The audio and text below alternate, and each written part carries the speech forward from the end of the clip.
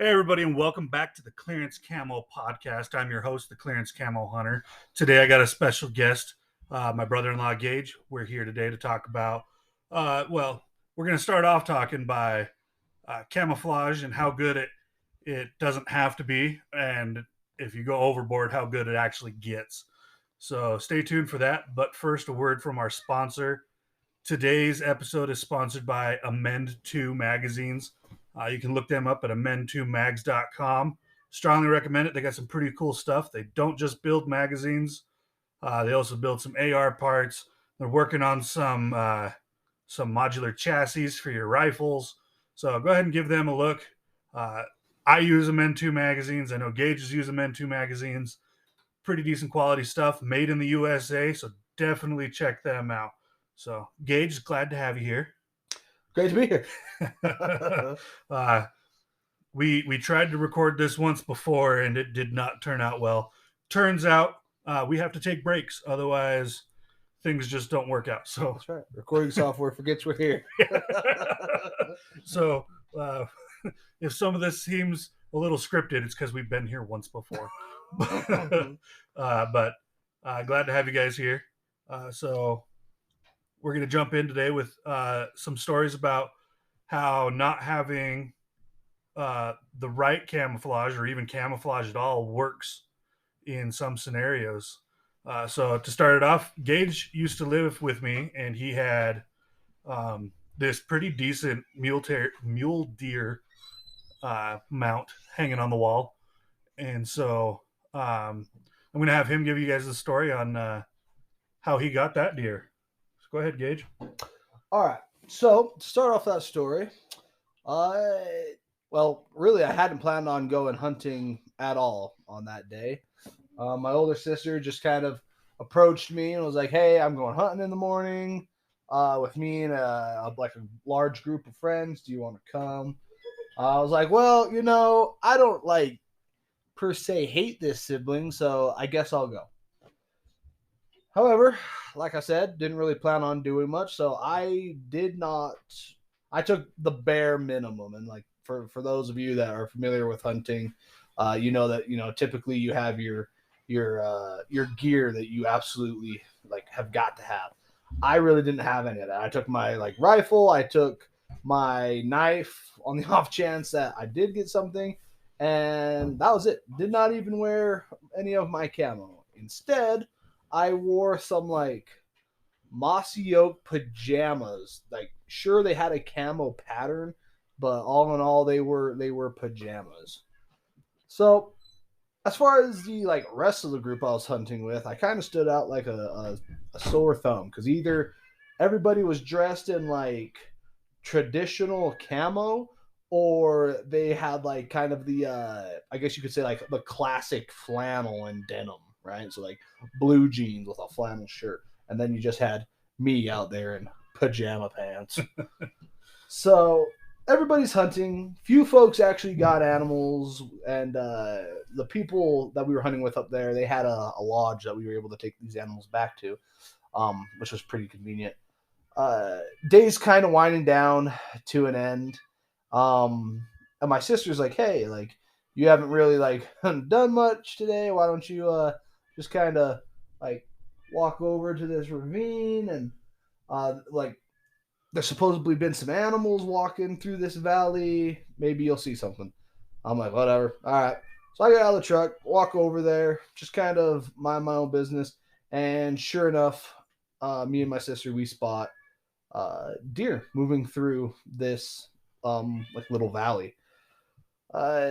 Off the bat, we didn't necessarily see horns, but we couldn't identify if there was bucks or in the group at all. So we were like, "Okay, we're gonna have to get closer. That's not a big deal," is what I thought at first, and then I remembered, "Oh wait, you're wearing pajamas." Unlike everybody else, you ain't wearing actual camo, scent block, nothing. You're just out here in the boonies in fuzzy jammies. I was probably the warmest guy there. So there's that. But, I mean, that matters when you're out there. They're all like, we got our are long johns underneath. I'm like, oh, I skipped that part. I got fleece pajamas. I'm golden. Yeah, I'm good. But no, so I decide, you know what? I'm gonna try it anyways. So my sister kind of hung back. I stalked forward. I got to a distance where I felt like I could make a comfortable shot, and on top of that, I was also pretty confident that if I got any closer, that there was no way my luck was going to hold. Eventually, they were going to notice the like bright fuzzy camo thing walking towards them. Because, like, to give you an idea of this camo pattern, folks, it was not like your Max 5 camos or like insert, name brand nice camo we have nowadays. No, this was like some, I don't know, 1980s style like tiger stripe. See, in my head, I'm just picturing like army fatigues printed onto fleece. Pretty much. Like, yeah. I'm not blending into anything, but not like today's like army camp. I'm thinking like when my dad was in the guard and he got in like 1980. Yeah, so like I said, 1980s. Yeah, so that's what I'm picturing. But I mean, that's the camouflage. When people are like, "Oh, camouflage," and they're not talking about like hunting camo. That is the camo that I picture. That is a lot of the camo that comes to most people's mind, which might have worked once upon a time against people. Well, I mean, I know some guys that do deer hunt in the fatigues. They'll go to the army surplus store and. Well, this certainly was not unusual for me. I felt very out of place. I mean, fleece jammies, I'm sure you're getting...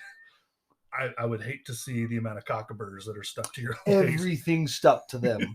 Like, it didn't even have to be a cockabur. I walked past an aspen, and I had aspen bark sticking to me. I was really confused. It was like Velcro for nature. Yes, nature's Velcro. But anyways... got close enough, decided to take a shot, took the shot. Sure enough, dumped this big buck that was in the group. So everybody gets up there, everybody's congratulating me. The whole group had shown up. And then they're like, "Oh, like this is one of the biggest bucks that has been dropped up here. We of course have to get a picture, blah blah blah." And I'm like, "Oh, great. A photo op in my pajamas." If you had the picture, it would be on my Instagram right now, but it's not. So I can get you that picture. Give me that picture, man. I want to put that on my Instagram. So I'll redact your face like I do everybody else's. Woo! Yeah, that's right. You're clearance camo and I'm pajama camo. Yeah. Great. Well, I mean, right now, I was going to be like, we got Gage on the line for the cast because we're using a fishing pole to hold our microphone because I didn't mention this earlier. We're at Gage's mom's house right now. We're not home. We're in BFE, Utah. And so that's why you may hear some noises you don't normally hear. Like there's a cat meowing that is driving me nuts. And I don't know if they can hear it, but I can hear it. I don't like it, but I'm also hearing doors squeak, water running, things I don't hear at home.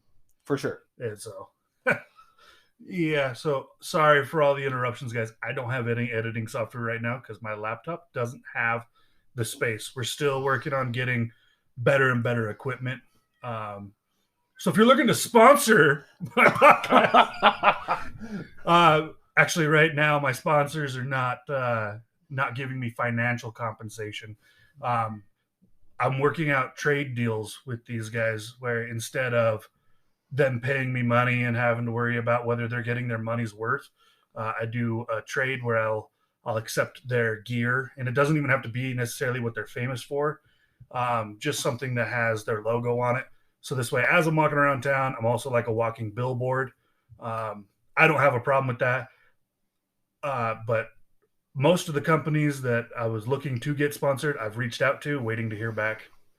So we'll see. But if you guys want to sponsor, feel free to send me an email at clearancecamo@gmail.com. I check that email like 5,000 times a day waiting for somebody to get back with me. So anyway, back to... Way to sneak in that plug. That was definitely Clearance Camo plugging right there. But anyways, like basically the end of the story there is just, yeah, I got stuck in this photo op with this big buck in my pajamas. So everybody's like, oh, you got to do like the traditional like pictures, where you're holding the buck up in front of you and you're all smiles, ha ha ha, or like maybe you have your rifle sitting in its rack or something, which is all fine and dandy. If I had been in like flannels, real camo, something, but no, I'm in these Even a pair of like board shorts. something, but no, I'm in these fuzzy fleece. People of Walmart go hunting. Yeah, exactly. The hunting edition of the people of Walmart. That's me. But it works. Yeah. I mean, I got the animal. So Well, I'm a believer that anything that really breaks up the pattern is more so where camouflage comes in. I'll paint my rifles and I'll just paint them up so that the colors somewhat match my surroundings for the most part. But as long as they're not like there's no real straight lines, it's not super geometric, and they breaks up that pattern pretty good. I have a couple that I've painted the barrel on and a couple that I haven't. I don't like to paint the barrel just because when you shoot and it gets warm, the paint looks ugly. But I mean, the guns that I'm painting, the animals typically can't see color or can't see color that great anyway. Mm-hmm. And it turns like into a gnarly brown color. So I don't know what I'm too worried about because I think I actually use that color to paint with. It's one of the brown shades that I'm painting with. But I mean, as long as it breaks up the pattern, that's my main concern. And so, I mean, you could be like your sister when we went deer hunting. So we were archery hunting. She doesn't archery hunt, so I guess I was archery hunting. She was along for the walk. We were just kind of cruising down this little gully. I mean, there was a hill on one side, hill on the other. When you walk in, you walk through some aspen trees, and then it opens up pretty wide. And the deer don't like to necessarily hang out in the aspen trees where we started walking from because it's next to the road. And so deer aren't going to hang out right there, and it's very thin.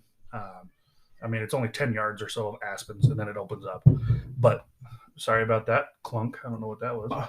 But anyway, so it opens up, and then there's trees up on top of the hill, but they're super thick. So if you wanted to hunt in those trees, you couldn't see anything. So we just kind of kept on walking, and there was that real thick group of trees comes down the hill, and then they go almost down to the bottom of the gully, and then on the other side there's some more trees coming down. But for the most part, it's pretty open. But the only way to get there is the way we got there, unless you're coming through private property or coming up through the thickness of the trees or hiking up a steep, no coverage hill. I mean, there's sagebrush, but nothing else until you get to the other side. Then there's like a little patch of trees. But so we sat on the edge of the aspens, kind of cover up like ourselves, so we're not just two people standing there like, howdy dear. But yep. But we stood there. But my wife, when she came in, she's in like blue jeans, a black shirt with bright orange lettering on it, and she has a camo jacket wrapped around her waist, and then she has like a Tiffany blue coffee cup. Nice. Yeah, and no hat, no makeup, nothing. And I'm like, I gotta cover you in mud or something. And I've got like camo pants on. I think I bought them on clearance. I know for a fact I bought those on clearance actually because I don't buy full price camo. And then I got a camouflage hoodie on, which is the hoodie I wore down here. So it's orange. Yeah, orange, but it's camouflage. Like it's got like pictures of sticks and stuff on it, but in between the sticks are spots of orange. So like vibrant waterfowl orange. Yeah, it was orange. So we got into the trees and we're sitting there, and I'm standing with my binoculars looking out everything that I can see, and I'm not seeing anything. I guess I should have mentioned that. Oh my God, dogs. Your sister is my wife. So for those of you that are like, I thought we were talking about his sister, now we're talking about your wife. Same person. So anyway, we get to where we're at. We're looking for these deer. My wife sits down and she starts picking leaves apart, trying to get them to that that thin layer where you can pick them up and look through them. So she's having a grand old time doing that, and I'm just looking for deer. And when I'm not hunting, I'm a very fidgety person. I move around a lot. I don't sit still very well. But when I'm hunting, sorry about the dogs, guys. But when I'm hunting, I can sit still for hours. And I don't know why that is, but that's just the way I do it. But anyway, so we're uh, out there. I'm looking. I cannot see a dang thing moving. I don't see any deer. I don't see any more people, which seeing no people is a good thing. So we're relaxing for a minute, and I squat down to my wife, and I'm just like, "Do you need to go? Like, are you having fun? Because if not, you can go back to the cabin." And she, oh no, I'm having a good time. So, okay, so I sit next to her, and we just kind of whisper for a second, and then I hear a twig break, and for my luck, usually when I hear a twig break, I assume it's a squirrel, but I get excited in case it is a deer. But those squirrels are like heavy footed. I don't know what it is about squirrels, but they will break every twig in their path.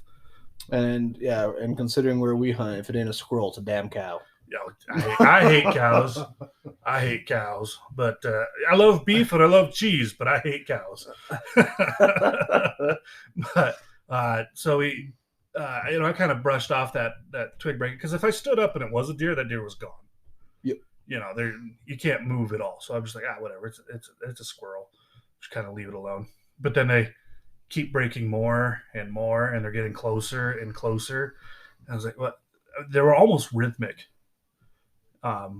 With steps, and if you've hunted for a while, deer don't just like walk and mow as they eat. They take a step or two, and then they'll eat for a second, and then they take another step or two, and they eat for a second.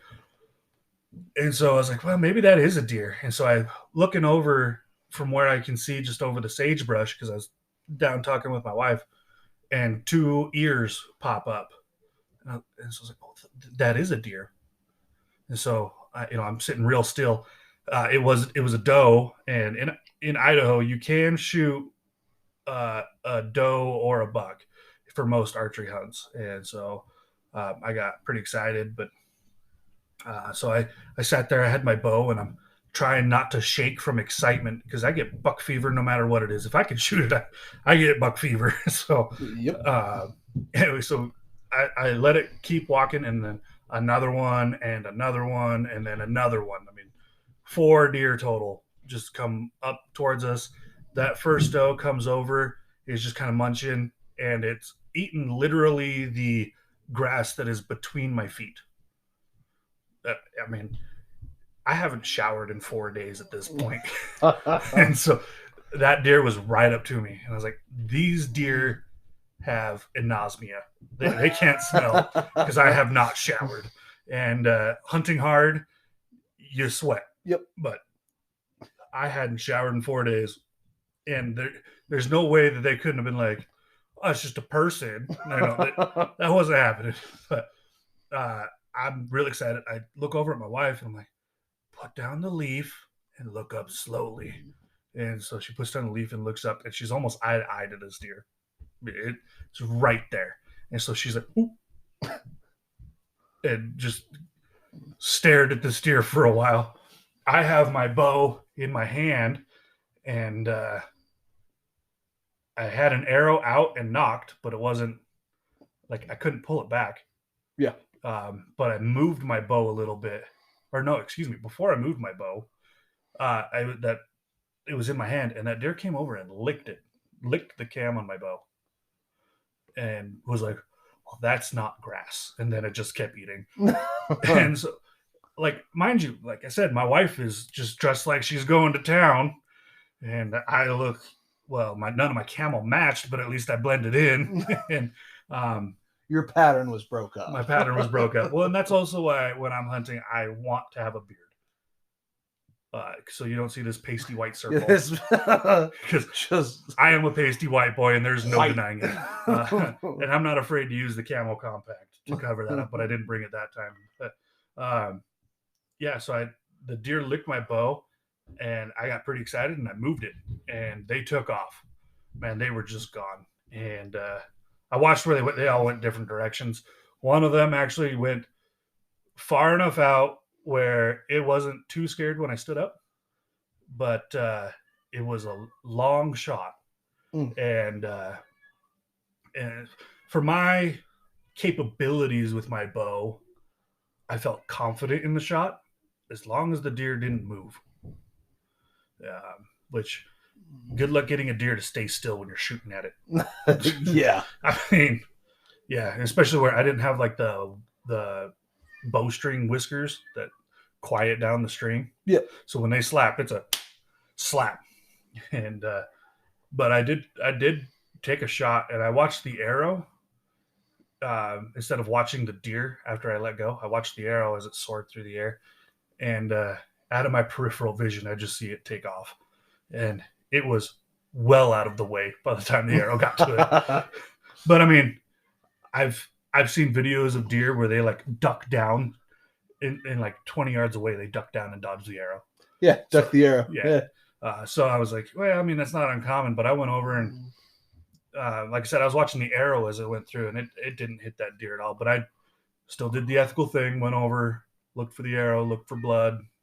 There's nothing there, and then I did my little giddy dance on how close the deer got, and your sister laughed at me for quite some time. Because I've never seen you dance before. But so I was dressed up, camouflaged enough, and apparently so was my wife. And so was she. Turns out her pattern was broke up too. Yep, a solid black shirt with some letters on it and blue jeans. Broke up enough. And obviously she didn't have a beard. My wife doesn't have a beard. Anyway, so, way to clarify that. Well, I could see her being like, this is the first episode I'm going to listen to. And she'd get to this point and be like, those sons of guns. So, anyway, I mean, camouflage is one of those deals where you can, I mean, it can make or break you too. I mean, you can be severely spotted. I don't know too many guys that when they're hunting, they're like, my camo was the wrong pattern. I was dressed up like a sagebrush, and I should have been dressed like a pine tree. I don't really know too many guys that actually say that's their problem. Because let's face it, you stand still enough in the right spot, they're just gonna walk right on by. This is true. Like, and I've had an experience very similar to that. It was where I wound up wearing the wrong camo, but it like wound up working for me. So, me and my grandpa, so Papa, right? We were going duck hunting, and we had like got everything ready the night before. We're all pumped, like, woo, here we go. Wake up the next morning, get all our gear on, go to head out. Come to find out, the night before it had been like really warm, and all the snow had melted, and both of us are just decked to the nine in snow camo, and we're like, shit. So we get out to these fields, and it's nothing but like, you know, mud and like, you know, husks of whatever was being grown in the field and stuff like that. So it's no white, so we just stick out. But what we found was that on like certain parts of the bank to this field, where the sun hadn't quite hit right or whatever, there was snow patches, right? And we were like, hey, like, what if we like tried to make ourselves look like a snow patch? And so we laid on these, and we wound up bagging out. And it was really funny because we, like, after we had gone and collected all of our ducks, we're sitting there at the truck, we're putting everything away, getting ready to head out. And two other hunters that were out in the same area hunting came up to us. And they were dressed up in the correct camo, browns, greens, stuff like that. They had nothing. They didn't have a single duck. And they're just like, well, damn, you boys do something we didn't, like, way to be. And me and my grandpa are just, yes, we meant to do that. That was 100% intentional. Yeah, exactly. Like, this was something we had planned on. But, I mean, I've been duck hunting before though, and it was movement more than anything. They were like, "Don't go that way. Don't go over there." But, something moving. but I mean, when I was a kid, I was out duck hunting with my dad, and we were headed back to the truck. And like I had a parka that was like reeds on it. The camo pattern on it was reeds, but it was so big that it came down to my knees. Okay. And I was a little guy. I was too young to hunt. So running around in a parka nightgown. Yeah, basically. But I mean, whatever it didn't cover was covered by vegetation, and so I went out with my dad, and we were just kind of walking along the banks of where we usually were duck hunting, and walking back to the truck. Sun's starting to go down. There was a duck coming in, and my dad and I were literally standing on the bank, and ducks, for a lot of times when they see somebody, they just go the other way. They're like, "Nah, I don't even want to mess with it." Yep. But this I'm not taking a chance. This duck was like, "I'm coming right for him." And my dad had his shotgun on it, up to his shoulder. He's ready to shoot. He's just waiting for it to come to him, get within range. And me being, like I said, I was young, so I was well below my dad's height of the gun. Yeah. But I ducked because I'm like, I don't want to get shot. And that duck just flew 180 and headed out of there. I was like, huh. And my dad goes, "Why did you move? Ducks can see movement." I was like, I would hope so. But but I guess they're super sensitive. So that's when my first lesson for ducks was, don't move. I guess. And then I took your sister out hunting, and I had one of those like easy chuckle calls. Yeah. Where you shake it and it does the chuckle call. And she can't quite get the wrist movement right. And so she's like flailing the whole arm, like, shoulder and everything. Yeah, like if you were to hook like an electrode up to those nerves, and it's just going nuts. Going. And it's like, and I'm like, oh my heavens. So I was like, give me that. You're done. Yeah. You're done. You're not calling anything for me. Like, and I had, a full lanyard full of calls, and I had that thing, and I was like, this thing's idiot proof. How are you messing this up? Like, it's literally a, shake your wrist real hard, like you're trying to shake a baby bottle, That's the motion. That's it. No, she couldn't get it. She could not get it. So, movement will mess up ducks or animals more than I think camouflage. And that's my opinion. And I'm sure there's those guys out there that are not clearance camo hunters that'll be like, oh no, you need this $1,000 shirt and $3,000 pants in order to get make sure the animals are going. But, who doesn't love Sitka? All right, guys, we're gonna take a quick break, but it's not gonna be super long for you guys.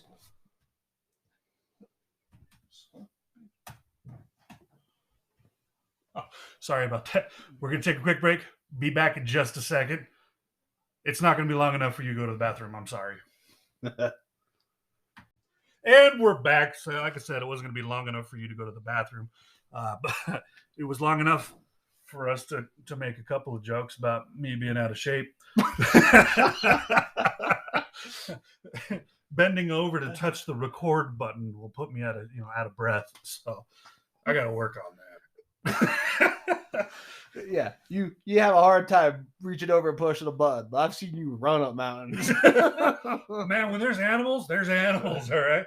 Like with where we live, dealing with the units, I printed up a sign during duck season that's like, the ducks are flying, I'm not going to be in the office. I've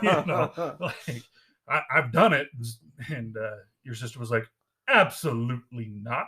This is not gonna fly. I was like, the ducks are. Why can't we? But anyway, back to the camouflage. So we did talk about some moments where not wearing the correct camouflage still worked.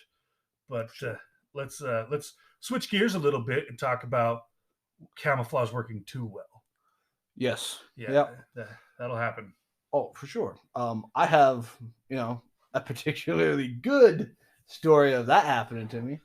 Was going out to some of the desert flats out here, that we hunt on, and I was going antelope hunting. My dad, Hell, I don't even know what. Time out. Desert Flats is like a huge part of this part of the country. So this part of where we are, that's most of Idaho, most of Utah. I mean, there's a lot of desert. Hey. So I want you guys to know this is Idaho. You can't give away exactly where we hunt. It's the desert in Idaho. Idaho is a desert. Still massive. The entire state is a desert. Like you could probably knock out like the Panhandle. We hunt in a desert. End of story. Also, to tack onto this story, weren't you muzzleloader hunting? Yeah. Yeah. So, like I've mentioned in some other stories, my wife likes to use the traditional muzzleloaders.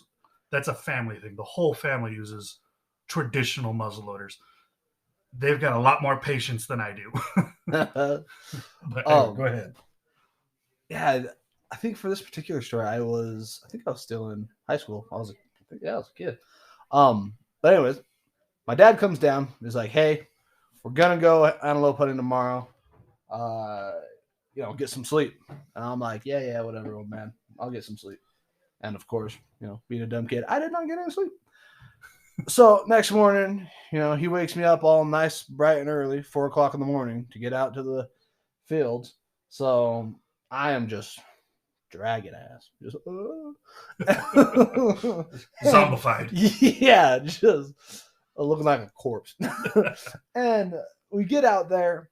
A lot of the time when I'm antelope hunting, especially since like you said, I'm using a muzzleloader, and not any muzzleloader, a traditional muzzleloader, I have to get very close to a target.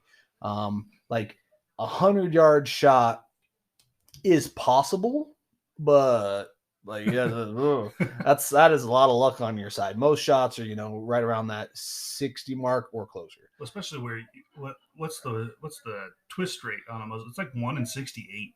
Yeah, not great. Yeah, there's like no twist to these things, and you guys cast your own lead bullets. Yeah, so there's deformities, all that fun stuff. Yeah, it's just like I got some lead from this guy on Craigslist. Oh, yeah, that was the first. That was the first time we met. You. That's a different story. That's a different story. We didn't know that we were meeting each other at the time, but. But yeah. So, anyways, to get that distance between us and an animal, at least in my case, my dad has his own fun way of camoing up. I use a ghillie suit. So I ghillied up, got down in like the sagebrush, and I mean, like when you're there, like you are, even to the human eye, you are blended in. Like I've had, other hunters walk up on me, you scare the hell out of them when you're just like, "Hi." Just sit there, don't move me, like don't step on me. Yeah, like where'd that voice come from? The trees are talking. This time it's in English.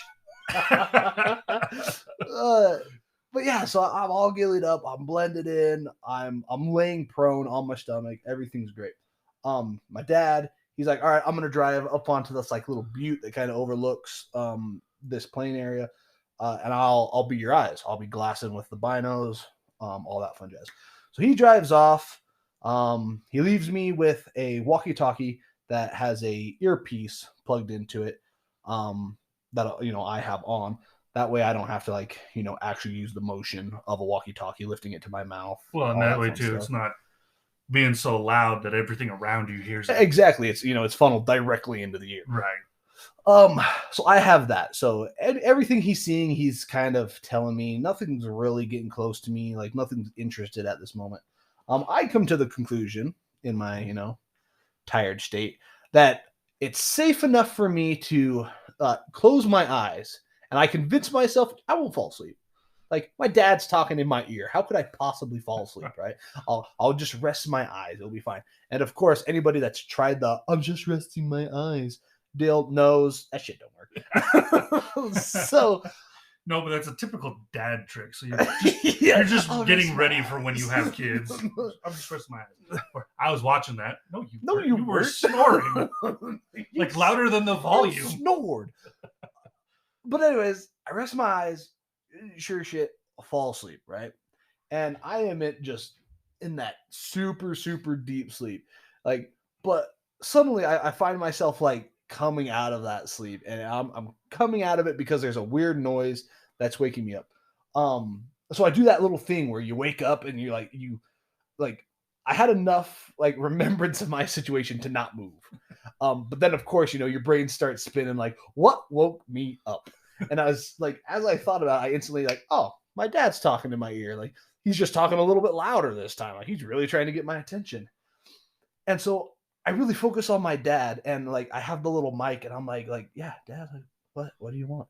And he's like, dude, do not like move like at all. And I get excited at this point. I'm like, woo, some antelope are right on top of me. This is gonna be awesome. How like, long was I asleep for? What year is it? But no, like I'm like, yeah, I'm all game already, right? And then a little bit of time like starts to pass, like a few minutes, right? And I'm like, oh, Dad hasn't said anything. I'm still just kind of sitting here. Like, should I look? Nah, they might see the movement. I shouldn't look, blah, blah, blah. But then I hear this little like pawing sound, like not quite something walking, but something hitting the ground close to me. And I'm like, what was that? So I come to the conclusion, screw it. It's safe enough to look. So I slowly look up, and about the time I start to move, the hood of my ghillie suit is pulled on. And the way the ghillie suit works is it has one of those like drawstrings that come up around the chin so that the hood doesn't go anywhere. Right? So it like pulls against that. And I'm like, okay, something just pulled on the hood like hard enough to where if I wasn't wearing the string, they would have just pulled the hood off. My thought would be like, it's a game warden. I know. Do I have my license? Shit. But no, so I stop for a second, and then like something like chuffs, like it snorts. And I'm like, oh, that was an animal. Like an animal's pulling on my hood. And I'm like, all right, I gotta move extra slow. Like this will be a crazy story if I shoot a antelope at point blank range, right? If I've mastered the skill of moving slow. You can't see me. That's right. Yeah. So I again start slowly looking up, and I finally get to where I can see what's standing over me, and it is a like full rack bull elk. And I'm like, and my heart just drops. I'm like, this is not how I thought I was going to go out. Like, I am about to get like just stomped by this bull elk when he realizes like what I am at this close of a distance. And like he was staring right at me, and I'm like, oh yeah, he knows I'm here. And then I hear another like snort, chuff, and so I kind of look behind him, and there's a spike behind him, and I'm like, phenomenal, I'm gonna get stomped by 2 bull elk. And so while I'm sitting there, peeing my ghillie suit, thinking like this is it, all of a sudden, no, they just kind of like snort, like paw at the ground, or I'm not quite sure what you'd call that, but like it's definitely not pawing. Yeah, hoofing the ground. I don't know. Yeah, like they just kind of kicked the ground around me. Like I don't know if that was a display of like, hey, dumbass, we know you're there, or what. But and then just turned around and walked off. And then like they had just turned around and walked off, and my dad just gets in my ear, holy shit, did you see that? Yes, Dad. Yeah, I was there for that. Yeah, like, can you come get me? My ghillie suit's wet. Just if I stand up right now, don't laugh. There's a big wet spot. That's right. Why is there mud clinging to your pants? Why is it in the back? Aren't you laying on your stomach? Well, don't worry about it. Yeah, you gotta love it when they get real close to you. I mean, I had my bow licked. You had an elk munching on your noggin. Oh yeah, just what are you? I mean, it's like a toddler. I'm gonna put it in my mouth. I mean, elk will do that though. He's like, "What's this?"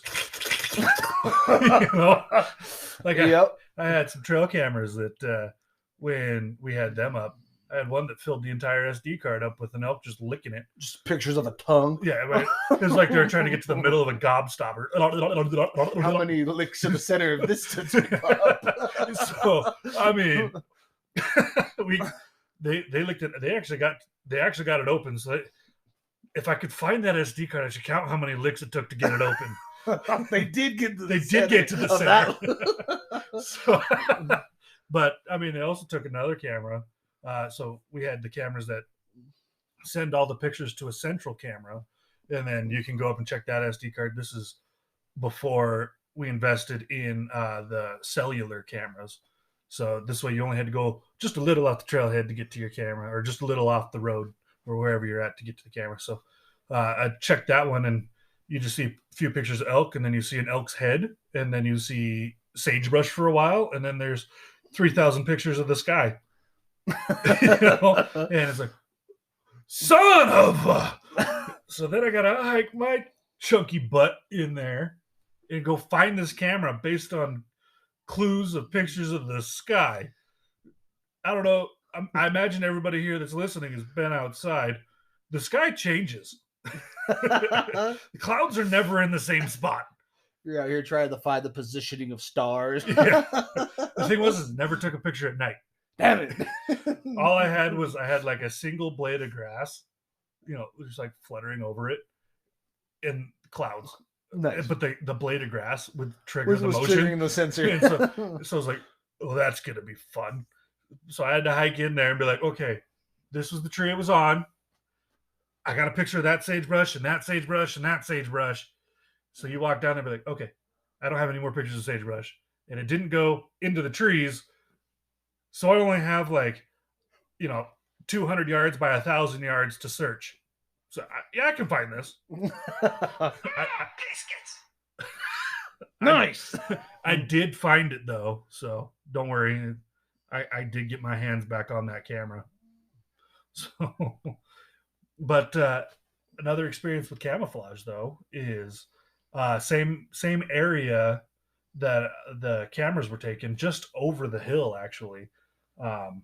Actually, I think it was the same time I checked that camera that this happened. That was one of the trips I actually took the makeup on, the compact. Painted my face all up. I had a long sleeve shirt, and I was also archery. Got a lot of luck during archery season with animals coming real close. So I had, considering it's a bow, that's good. It is, but it sucks when you don't have it ready when it's that close. Yeah, but especially where I'm like not I'm definitely not a professional bow hunter. Mm-hmm. And so I make a lot of rookie mistakes. Like I'll be sitting there without an arrow nocked, or like there's a single tree on this hill. I'm going to use that for cover. Yep. And that's actually what I did here. Is I started off in a fair amount of trees, but they were running cattle on the road, and I hate cows. And so there's a fair indicator as to why. But they're running cattle, and the ranchers out there are laughing because they have my face painted and I'm all camouflaged up, but they can see me. Yeah, so they're like the opposite of my story. You ain't scared nobody. You they're just like, laugh. Look at that guy out there. He put on makeup. And I didn't have any scent blocker on or anything. And I'd already had a really rough time up there because I knew there were bears, and my truck started rocking my first night up there. And I got up there late, and so I just cooked some beanie weenies on a little stove on the tailgate of my truck, and I threw the cans in the bed of my pickup, like not in the garbage, just in the bed. Well, that night my truck starts rocking, and I'm like, oh man, like I got a bear trying to break into my truck. And I'm terrified, so I grabbed my 40 and my flashlight, and I'm like, I guess let's see what happens. If it breaks the window, one of us is dying, but probably both of us are going to shit our pants. Yeah. So it turns out it was a cow, but I didn't know that. It was scratching its back on my tailgate, and then as it came up to my window, I just see eyeballs with my flashlight. It's like, oh no! It's come for me. And I was like, damn cows. I hate cows. I was really tempted to shoot that cow right there. But anyway, so no witnesses. Like an hour and a half after that, I hear screaming coming from up the mountain. And I'm in the middle of nowhere. Yep. Like there's the ranchers, but I know where the ranchers sleep, and they're like 4 miles down the road. And I'm like, that scream is just up the hill, and it sounds like a woman being murdered. I mean, just a blood curdling scream. I'm like, I'm too scared to go check because it's like a skinwalker out here or something. I don't know what's going on. Well, horror movie 101, you do not investigate the weird noise. Right. So I stayed in my truck, and then like 2 more trucks come pulling in with horse trailers. And I'm like, they're coming to clean up the mess. I don't have to worry about it. I'll talk to the cops when they get here. Turns out they have a mountain lion that lives just outside of their house, or like where they keep the horses, I guess. So they have a mountain lion. Are terrible. And so I was like, oh, like I didn't get much sleep at all that night. And when I woke up the next morning, though, there was like a massive whitetail across the road, like within range when I woke up. And I was like, I want it. And I like literally grabbed my bow, and I slept in my camo pants. So I didn't have fancy, camouflage pajama pants. The look on his face was just sheer disappointment. Feeling targeted. But I slept in my camo pants. I didn't even tie my boots. I just slipped them on and walked over. And then I was like, oh, there's a fence here. Yeah, it's where they were moving the cattle to. Oh. So it was private property. So I was like, and then like as I'm turning around to walk back, the game warden did show up. And he's just like, there's 3 does right behind you. And I was like, let's go. And then what'd that guy do? He heads up the road right next to where the deer are. They're like, you jerk. This is literally closed to full-size vehicles. And you're just going to drive right on up with your Dodge pickup. I am the law. So anyway, but that day, I painted up my face, and I was in that trees because I knew the does were in there. Or they were walking this area. And so I figured if there's does, there might be bucks. I don't know. We'll see what happens. But while I was in there, the ranchers are laughing at me. They're pushing cows. Their dogs are running wild. It's time to move. I can't be here. So I worked my way up onto the hill, and there was like no cover. It's just sagebrush. Mm-hmm. And I was like, well, I can sit in the sagebrush and see what happens, but that's not conspicuous. I couldn't grow much of a beard at the time. And so white, just as white, like a little. I mean, I did paint my face, but like it's Labor Day weekend, and it's hot. I'm sweating because I'm wearing a long sleeve shirt, and it's just pouring. I have no idea how much makeup's left on my face, but just have that shiny grease paint sheen to you. Yeah. Just I'm sure I was like a giant reflector for deer. Yep, and you're glowing in the sun. So there was this lone tree, and I sat this tree, and if I faced the uphill part of the tree, I had like 10 yards before it crested over the hill, and I couldn't see anything. But if I faced the downhill side of the tree, anything that would come down through the hills, it would walk by me, at least at some point, so I can kind of get an idea of what was coming by, give me the chance as its butts turned to me to knock an arrow or whatever. But as I was sitting there, I hear movement up on the hill, and my back's turned to it, and I was like, oh, here it comes. Here comes the deer. Oh, and it's midday. Right. So I should have known better. Deer don't move when it's like 95 when degrees it's hot. Yeah. And it's midday. Like they aren't doing it. And they're definitely not moving towards cows. Mm-hmm. Right. Like I should have known better, but I didn't. And so I'm just like, I got my bow. Arrows are still in the quiver. I'm like, I'll just wait for it to walk by, and then I'll knock an arrow then. Don't do that either. But anyway, so the movement gets closer and closer, but it's quick. It's not like, the deer walking and eating. It's like moseying, like it's trying to get somewhere. And so I turned my head a little bit to the right, and as I do that, a coyote runs and brushes up against my leg, just right up against me. And so that's when I really turned like, what the hell was that? Like that moment you feel a spider on your arm, like, ah. Yep. So I see that and I'm like, okay. So the first thought was knock an arrow and shoot this coyote. I was like, you don't have time for that. So I drew my 40, and by the time I got my 40 out, it was like way gone. Because that coyote was like, that's a person. Oh shit. he was just as scared to see you. He was, oh no. So I was like, but then it gets down to the cows, and one of the ranchers had his AR on his 4-wheeler, and he popped that thing. Nice. And so I was like, at least, somebody got it. As much as I hate cows, I also hate coyotes. Yeah. So, but it's not legal for me to go out and just start shooting cows. Anyway, he shot this coyote, and I was like, yeah, that thing brushed up right against me. And he's like, why didn't you shoot it? It's like, I was the reason he was running. Because he came up right up to me. He's like, so I guess that face paint does work then. Apparently. I guess. How's it look? Yeah.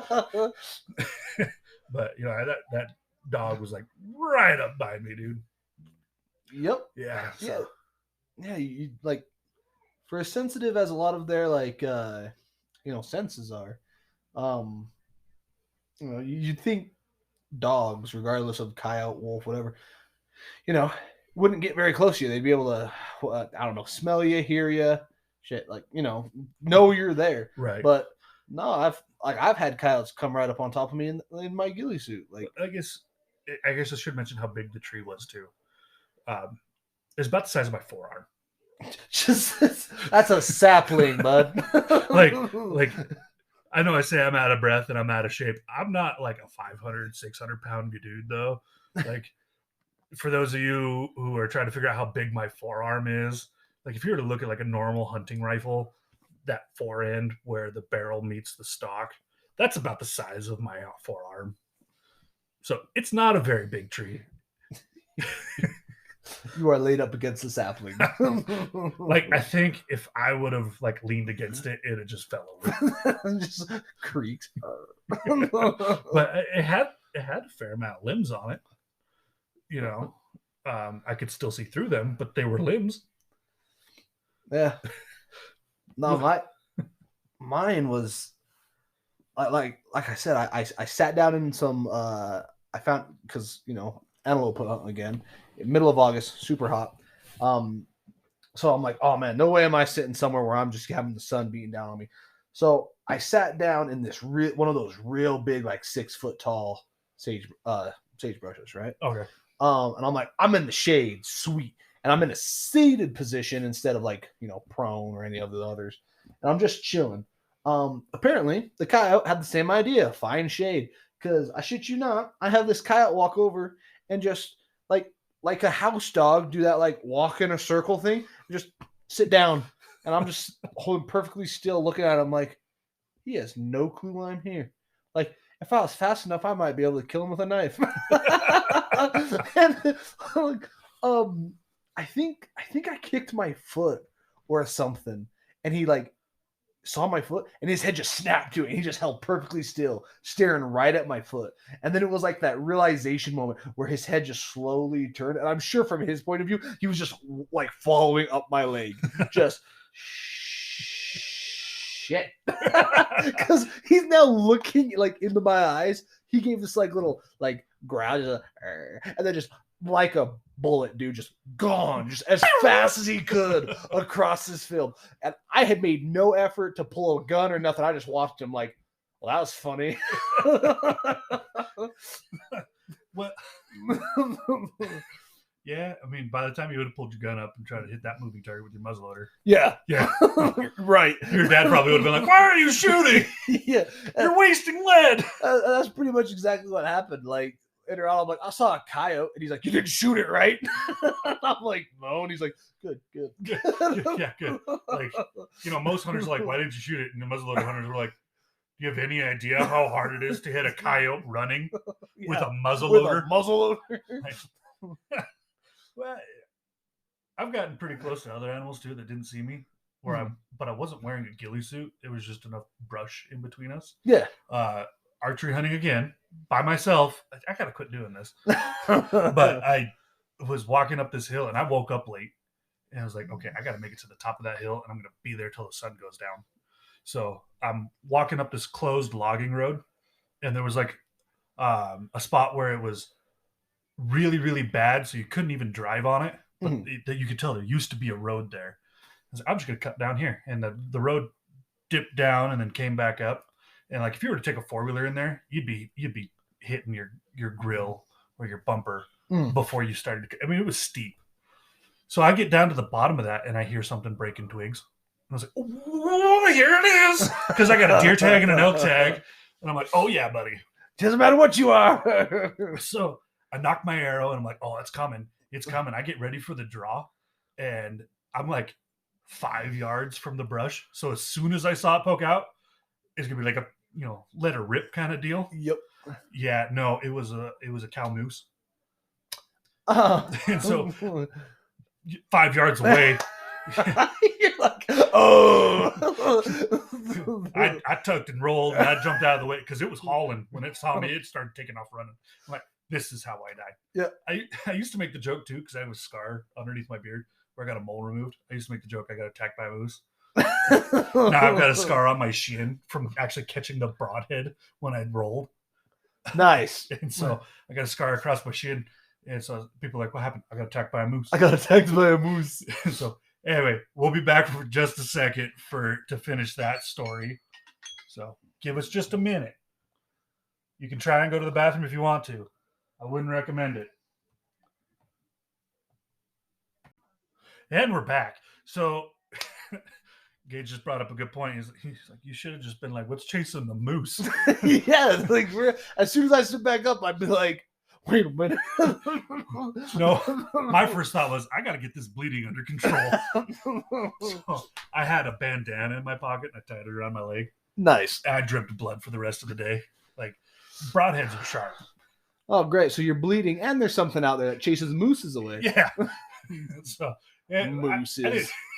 I didn't see anything, but I got bandaged up and I just worked my way to the top of the hill. And that's when I got a phone call from my dad being like, where you at? I'm hunting. You know exactly where I am. You know where I am, Dad. You showed me to go here. And so he's like, well, I'm coming up to come see you. And he made it up there about the time it got dark. He's like, I'd feel a lot better if you were here by yourself. So pack it up. You're coming home. But Dad, there's only a broadhead to the shin. I'm fine. But my dad at the time was really pushing for me to get my ham radio license. And he wanted to check on me with a ham radio. Well, there you go. Yeah. I mean, that's a good reason to have the ham radio license, but I still don't have my ham radio license. So that didn't go very far. Well, I've contemplated it. And when I took the test to get it, I missed it by 2% to get certified. But they wouldn't let me retake it that day. Like, you already know the questions. Yeah. Come back when you forgot. Exactly. And I'm like, and to be fair, I never studied. This was monkey guessing. Like, I'd read the question, be like, well, that one sounds right. I'd never studied. And since then, I've gone to college. I've learned a lot more. And I feel like I could pass that test. But I just got an email literally yesterday that the company that we were going through went out of business. Oh. I'm like, I probably should have jumped on that. I can just imagine you sitting there with like a bubble sheet, dude. Just like, ABC, ABC, ABC, ABC. That's almost what it was. There can't be two B's in a row. You got to do abacd, ABBACD. Whatever works. But no, so I never got my ham radio license. Doesn't matter now. You can just broadcast whatever you want on the internet, and if they want to listen to it, they can. And the FCC can be like, That's great. People that probably listening to this be like, these guys drop so many references. They're going to get sued. We don't make money on this. We can't get sued, right? We get a cease and desist. You know what? If Jurassic Park gives me a cease and desist, I'm framing it. I'm going to send one back. All right. They've done too many movies. I'm tired of it. You're like, we know. How many times are these dinosaurs going to start eating people? I mean, come on. I'm probably going to let her back. Like, have you ever been to Florida? That's right. No, because there's dinosaurs that eat people. Hey, we discussed this with the rolling. If either of us ever get eaten by an alligator, and that's how we die at the funeral, you're either gonna have CCR rolling down the river, or you're gonna have Limp Bizkit rolling.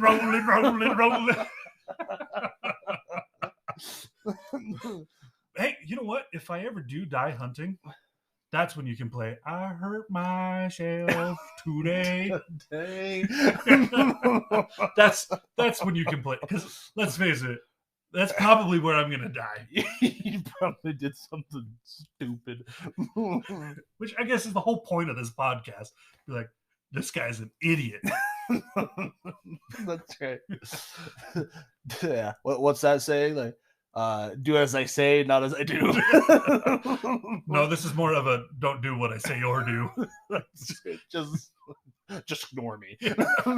Except for my sponsors. You guys gonna go buy that stuff. But ooh, 2 plugs. That scared the crap out of me. I'm not gonna lie. The mic probably didn't pick it up, but somebody just flushed the toilet. It scared you. Okay. We're in Skinwalker country. That's right. You want to talk about dinosaurs being scary. Yeah, we're out here just be like going outside to take a leak. What the hell's whistling? We gotta go. I thought I saw one last night. I was wrong, but I thought I did. That's because you saw a pair of eyes start like waist level and all of a sudden be at head level. Yeah. You were like, nope. So where we're at, the deer really like this area. And so I'm walking from the main house out to the, I guess you'd call it the spare house. Cabin? I mean, sure. The guest house. Call it that. Yeah, guest house. I mean, there's no water. Or shitter. There's a luggable loo. Oh, yay. That's what I need. My entire family in there while I'm taking a shit with a luggable loo. There's no walls except for the outside walls. Hiya, kids. Oh. But anyway, as I'm walking out there, paint that picture, bud. I probably could. Oh.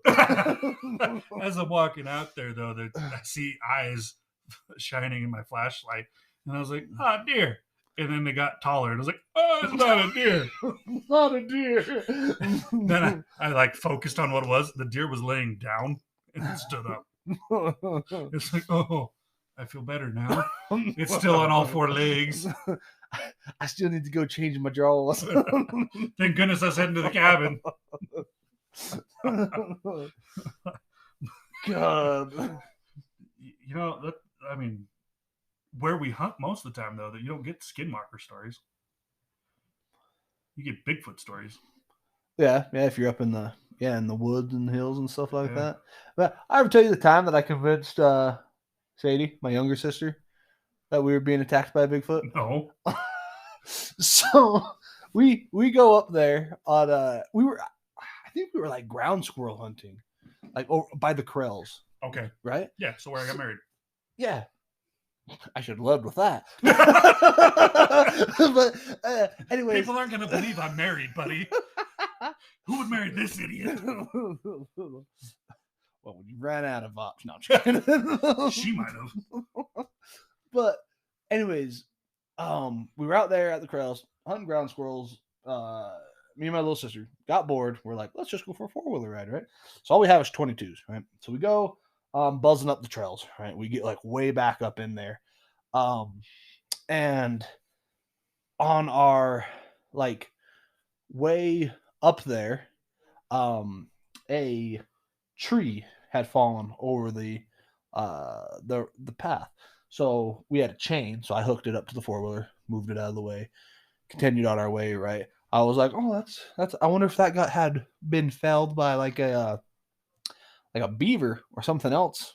I don't know up there, because like it didn't look like a natural like break, like something like wind or something like that. Right. It looked like something that actually been like chewing at it or like going at it, and it had fallen. And so we carried on our way. So then we go for our ride, have a good time, blah blah blah. We're coming back, and now that tree that I moved is back. It's back in across the road. And not only that, there's now a second one with it. And I'm like, huh, Bigfoot's trying to kill us. And that, like, when I say I convinced her, that was all the convincing it took. And she just panicking. She's like, oh my God. Like, he's going to come out the bushes. And so, of course, I'm an asshole. So I'm just playing along with it. I'm like, if he shows up, I'm going to trip you. This is why you don't work for the Forest Service or the National Park Service. She's like, we have a 4-wheeler. I don't care. I will push you off and I will drive away. Well, that same area, though, just a couple years ago, somebody had a similar story. It was deemed credible. So ISU, Idaho State University, they have like the leading research team in Bigfoot. Yay, go us. Go on. We're killing it, boys. Yeah, that's what you want your college to be known for. Bigfoot research. Yeah, no, I don't know, like radiation or... They also have a pretty decent pharmacy program.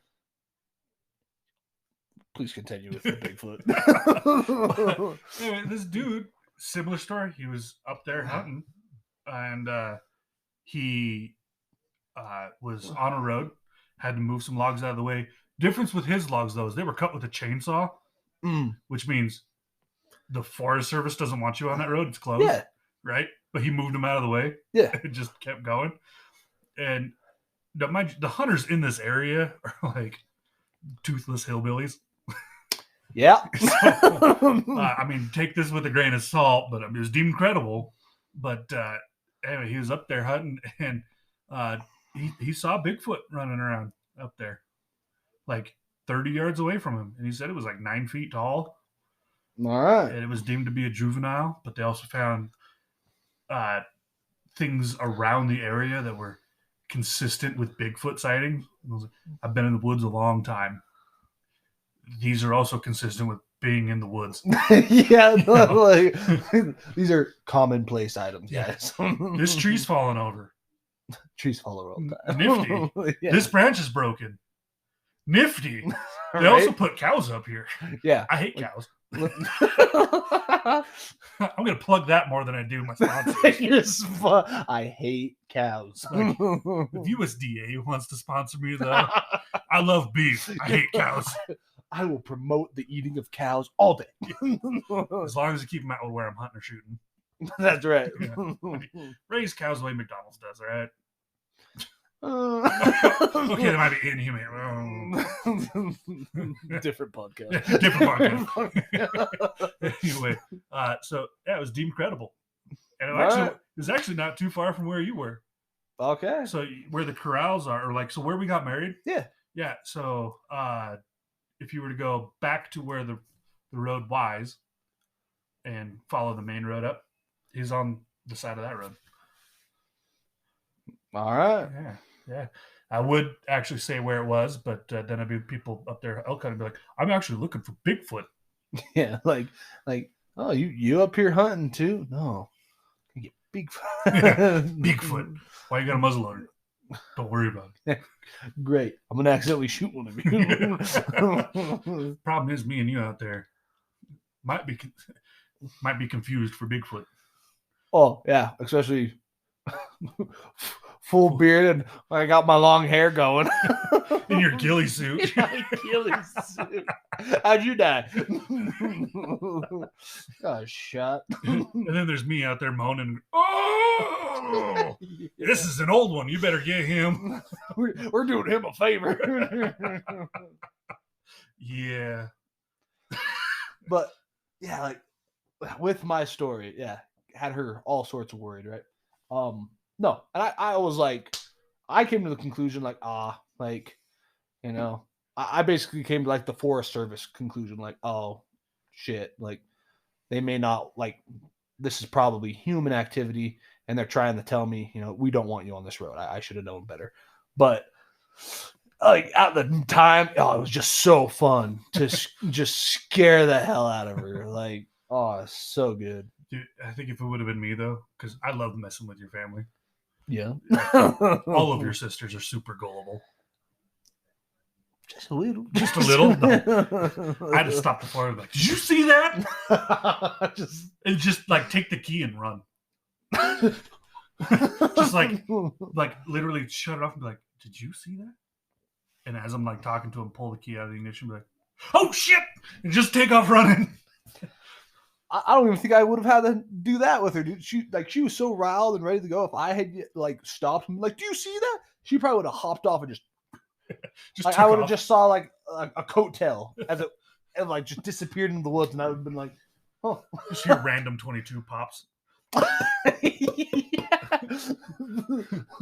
What are you shooting at?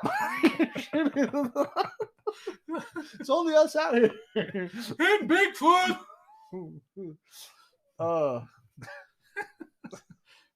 Supposed to be talking about Camo, and here we are. I did mention in the beginning we'd be switching subjects. Yeah, I guess. Well, we can talk about anything when I put in that vague.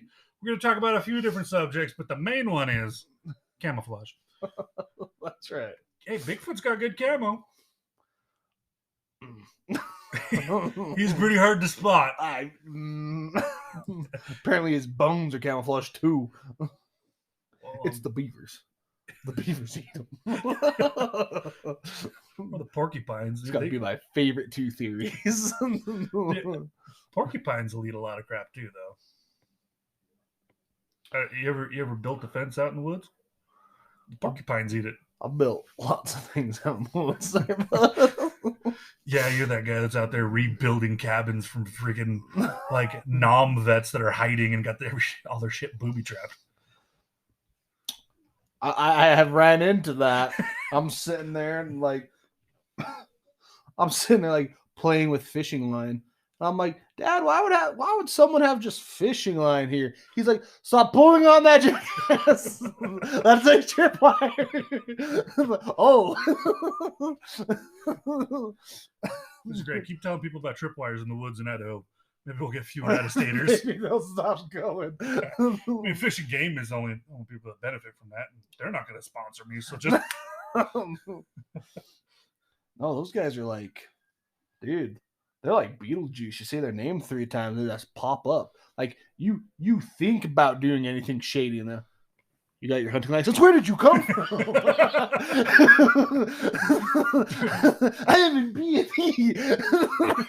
I was elk hunting with my dad, and we were hiked up on the this perfect hillside, which the road to get there is closed, and then from the road you hike a few hundred yards up the hill, and there's like one pine tree that kind of sticks out from the rest, and behind you, I mean, it's only about 5 feet before, like 5 feet where the branches don't touch. So it's not super far out of the way, but we'll sit under there and you get to watch this great hillside because there's real thick trees on both sides and they will cross right through it. And we were elk hunting up there one year and I hear the clippity clop of an animal and I was like, well, that's not an elk. That sounds like metal on stone. That has shoes. And lo and behold, fish cop comes rolling by. What are you doing? Like, you're just cruising across the hillside, like brush, like fanning out to see if you can't find somebody. He's like, I was just out here looking for people. This is like the worst game of hide and seek ever. Well, great job, MacGyver. I didn't know this until a couple years later. Fish and Game will actually fly planes over and ping hunters. I mean, I guess this could be a myth, but I've heard this more than once, and I've heard it from people in Fish and Game. All right. That they will fly a plane over and ping hunters and then send somebody up to check them. I mean, it could just be like, scare tactic, like, hey, do the right thing. We're watching. Which, I mean, let's be honest. You should be doing the right thing anyways, right? I mean, you should be. But like, if I can't use a plane to ping elk, they can't use a plane to ping hunters. All right? This is cheating. Yeah. Enemy UAV above. What the fuck?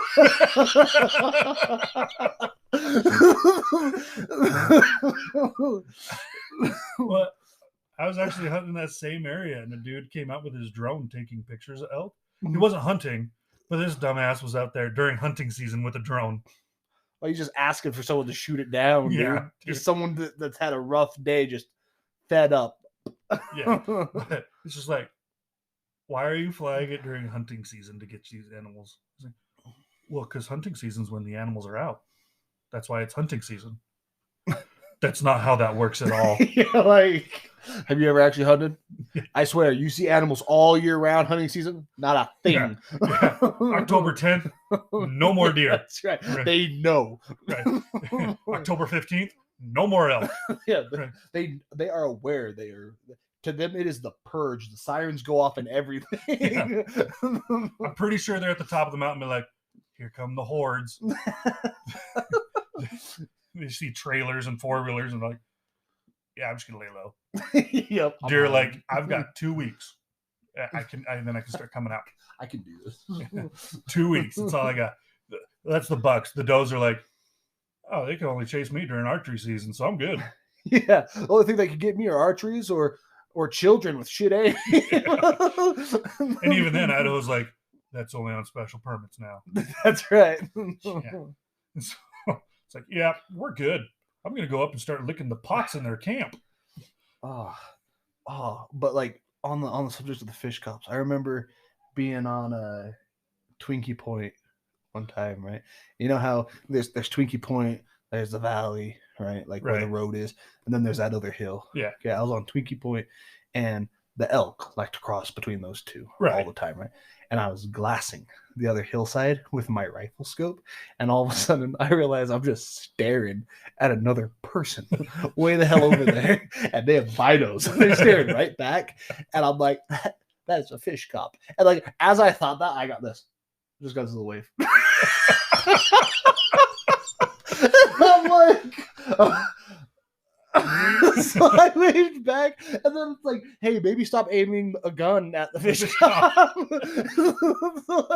Well, I feel like Idaho doesn't require you to wear orange when you're big game hunting. Yeah. Right. And so, on the subject of camouflage, I was deer hunting with my dad, and we were up on top of this hill, and down below us there's this creek, and it was getting to be right around sunset, like just before, and we're watching this creek pretty heavy, and we see movement coming through the willows by the creek, and we're like, oh, there's something in there.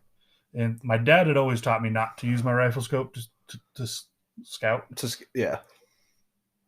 I know I've used it to scout before, and I still do at times.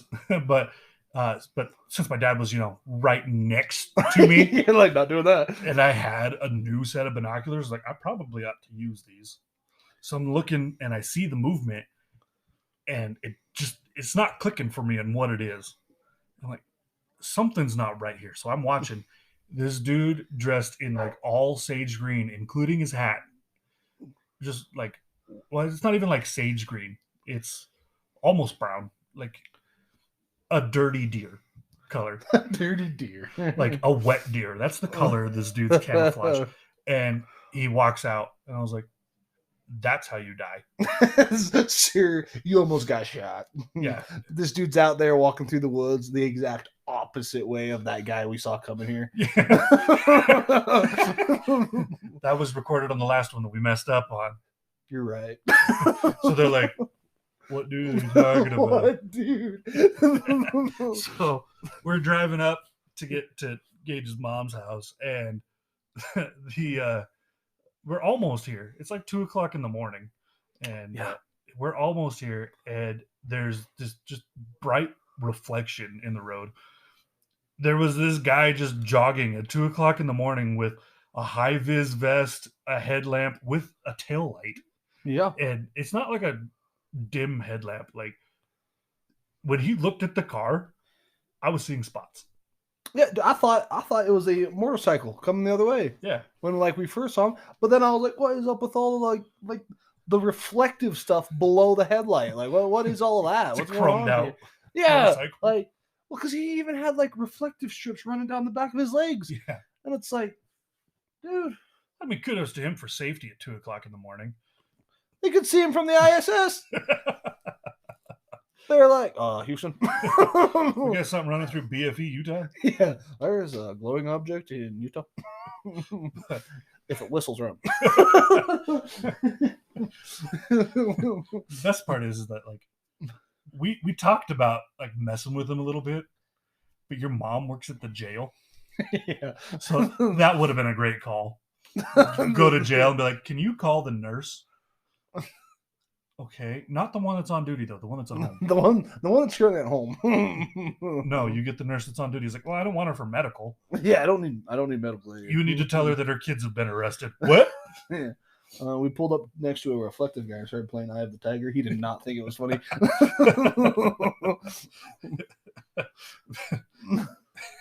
That was the opposite of camouflage. But apparently, though, it probably could have worked for us at some time.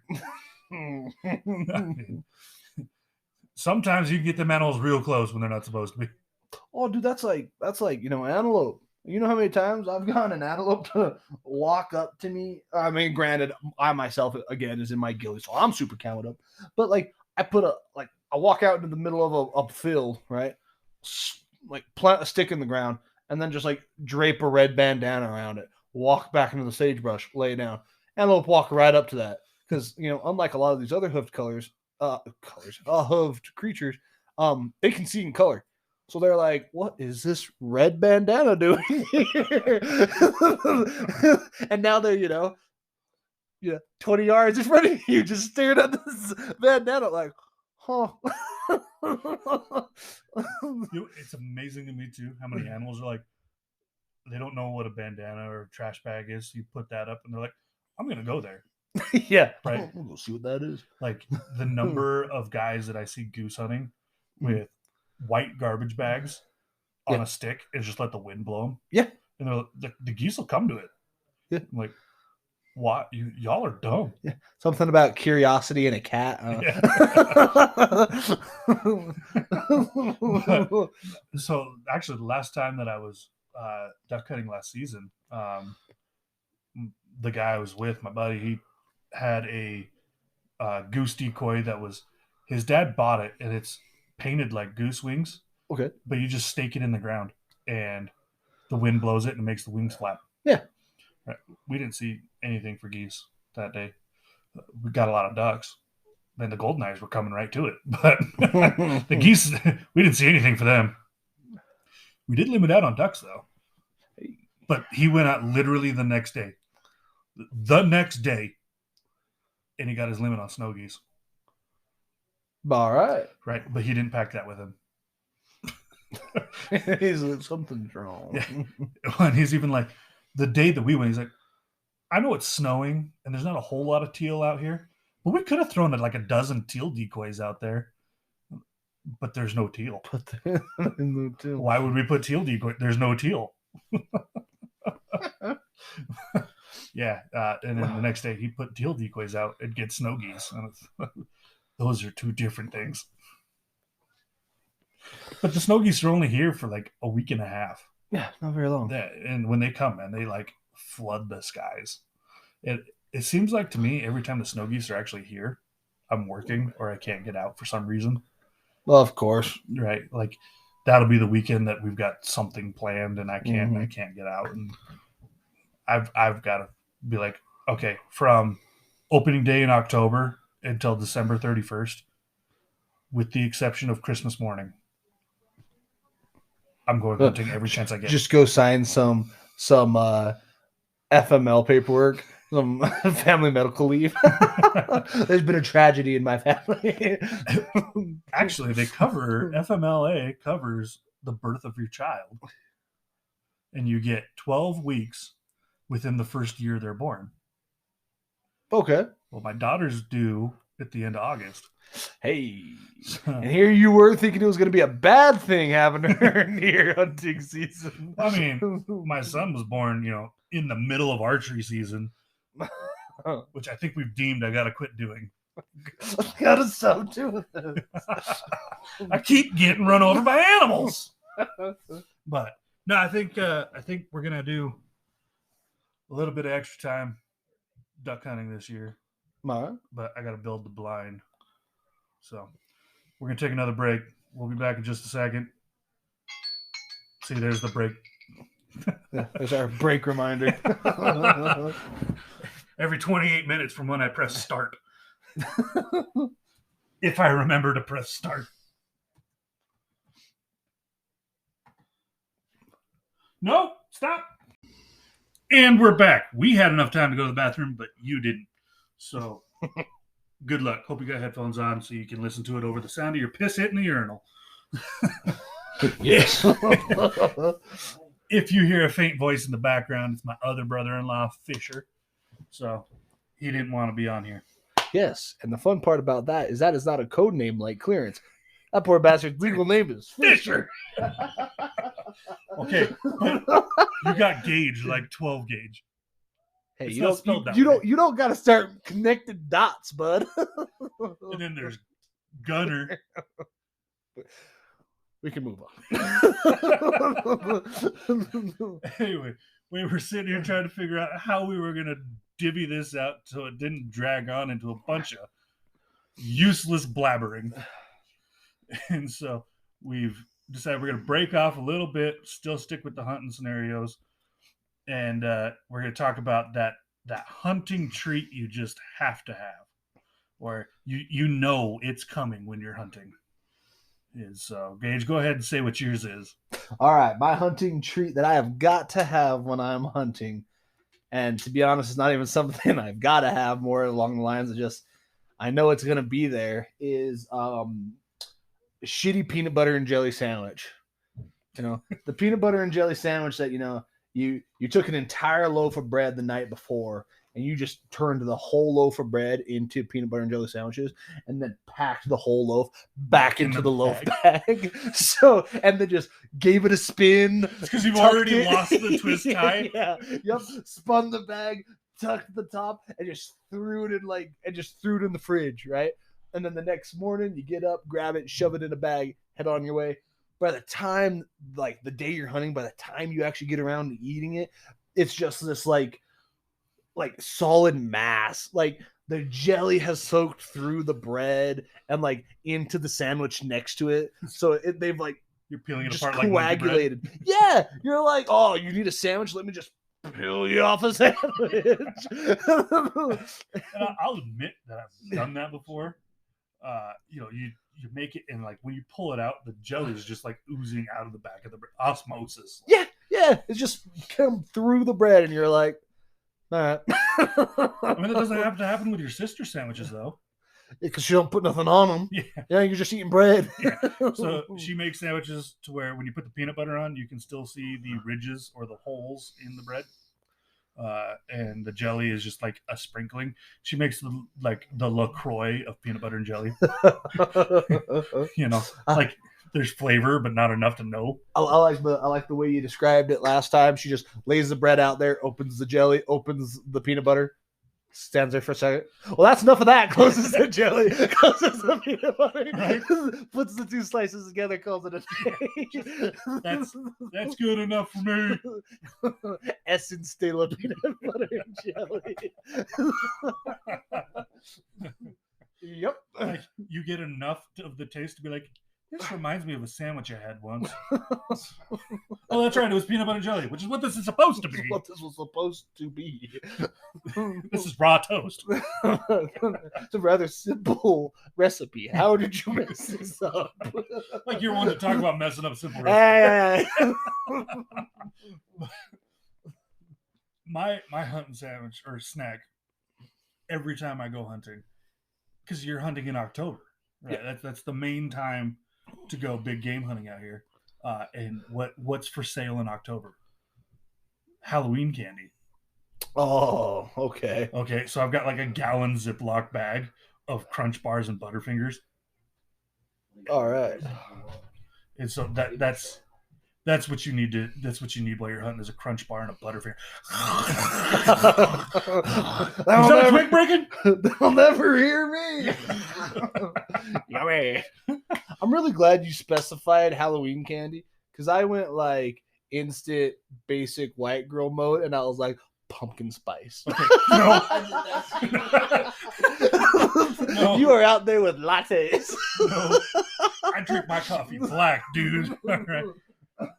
Like, no, I don't drink pumpkin spice, but I don't like pumpkin.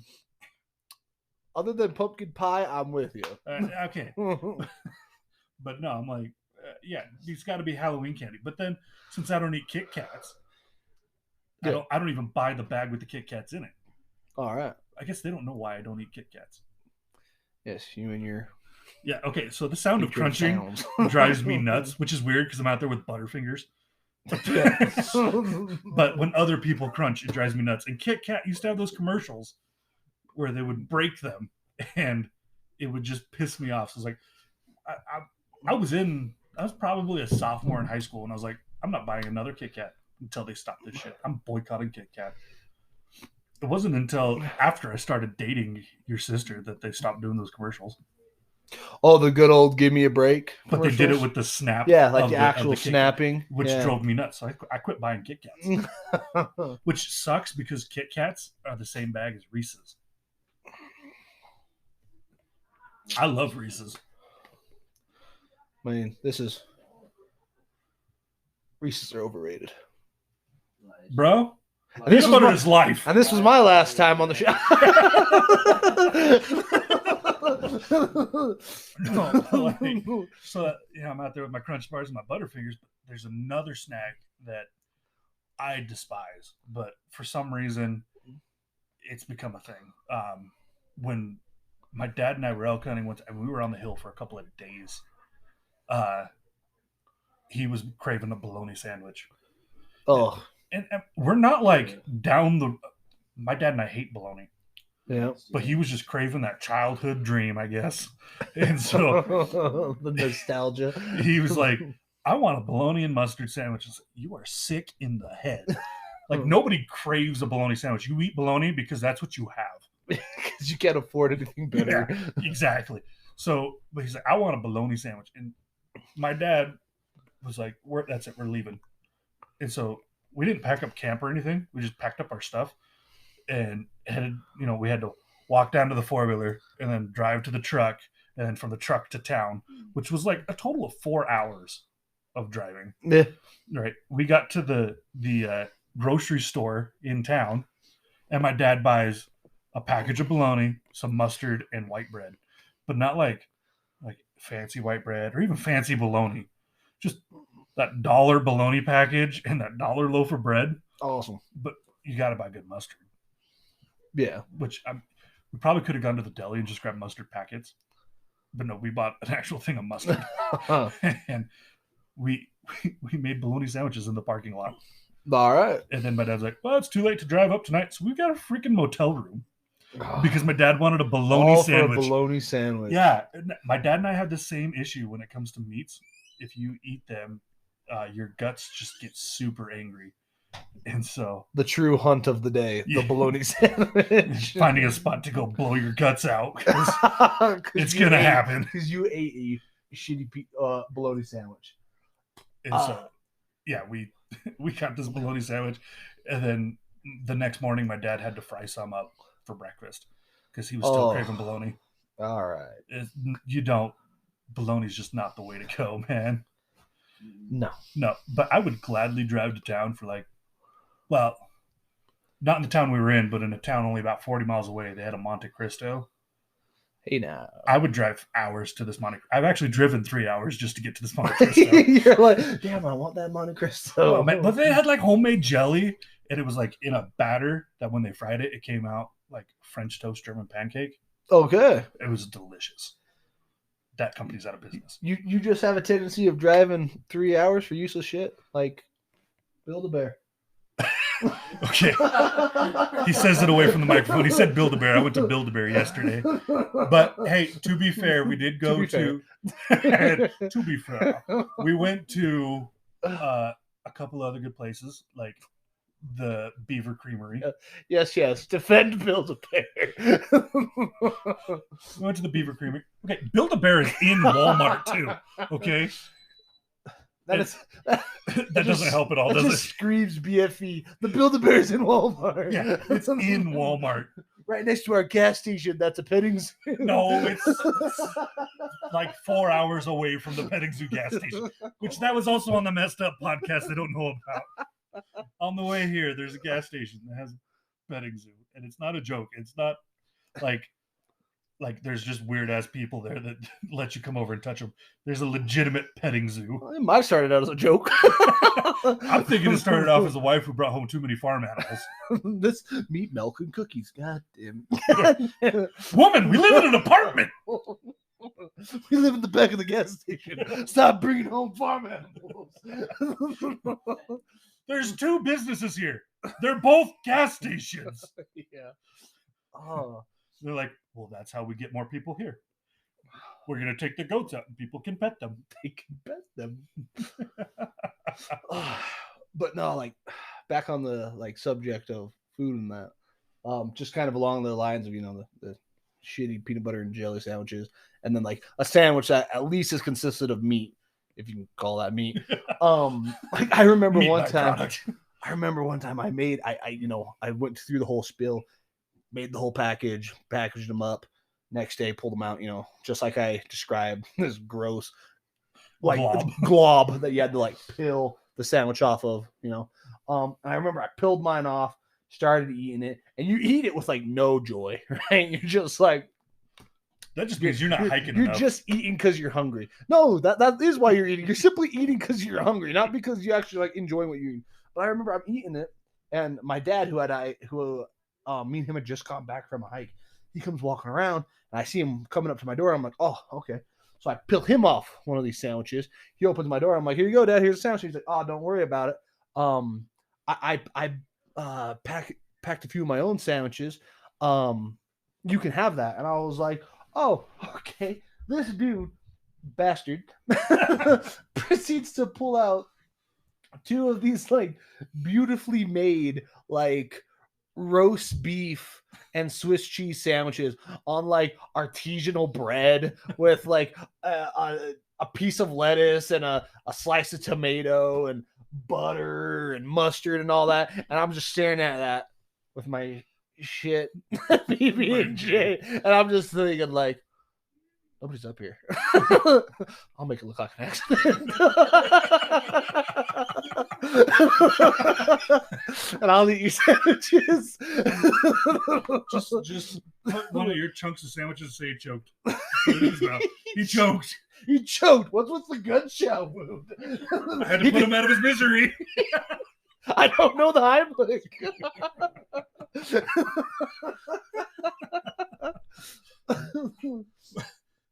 Okay, so when I go fishing with my dad, when we go steelhead fishing, on the drift boat, the first drift boat we ever bought had a heater in it.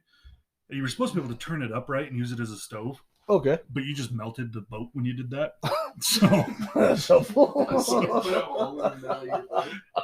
Well, like it had like a rubber bumper on it.